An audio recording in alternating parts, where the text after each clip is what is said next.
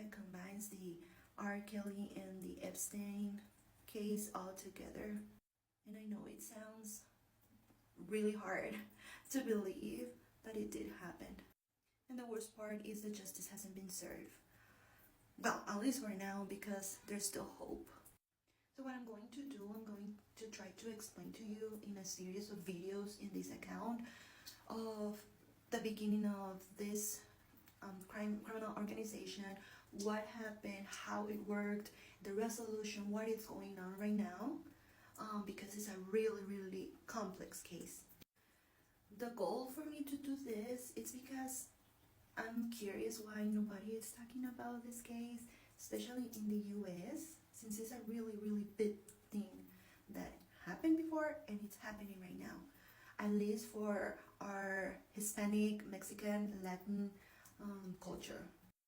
Also because it can set a legal precedent of the way we see this type of. And I understand why it hasn't been talked in the US, given that there's a lot of information out there and there's a lot of things happening right now, like the Diddy's case, the Manuel Soto case, all that, and the presidential elections. So, and I just wanted to give a little bit of, to shed a little bit of light, okay, because this is very important regarding the topics of SA, human torture, especially in the music industry. First of all, it is crucial for me to explain about a legislation in California to those that don't know. In California, they open up a window for survivors of SA to file claims against their abusers and the institutions that allowed and enabled these abuses. This legislation was a 3-year window, okay, and it's a civil lawsuit that the victims have the opportunity to do.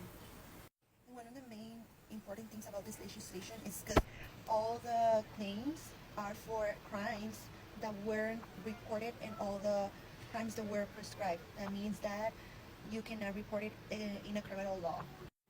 And this is huge because we now understand why a victim of SA takes a long time to report the crimes, and we as a society, we have moved forward to understand those types of situations, and a victim may feel ashamed, they may feel scared, okay, afraid of their abusers.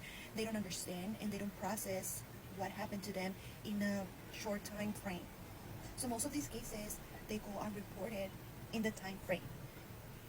And we're gonna get into that on later videos, so we can go more in depth of what a victim of SA experience and why this is very important in this case. Now, this is something that we didn't have back in the day, okay? This society that was open to listen to victims, especially in the late 90s and at the beginning of the 2000s when this case was uncovered, this scandal exploded, okay, and the media was something else. And I'm sorry that I'm taking too long in this introduction, but it's very important to know the context, what is going on right now, what was happening back then, and to see the point, the focus and the point of view that I'm going to give, okay, so I can dignify the case, because it wasn't.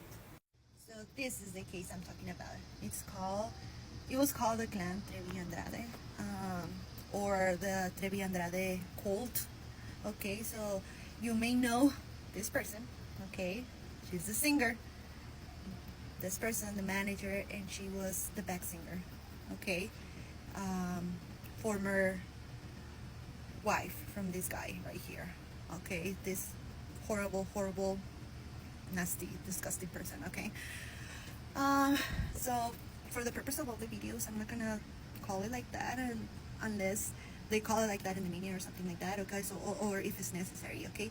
But I'm gonna call it the Andrade-Trevi-Portillo case or lawsuit, okay? So now that you know that it involves a singer, the manager, the back singer, okay? So now you know, you can foresee it in your head that how this case was treated. okay? And it was treated as a showbiz instead of a criminal case, the way it should have had. So keep that in mind when we talk about this. That's why this case is outrageous. So now let's go to the next video to talk about more in depth about the organization and how it started.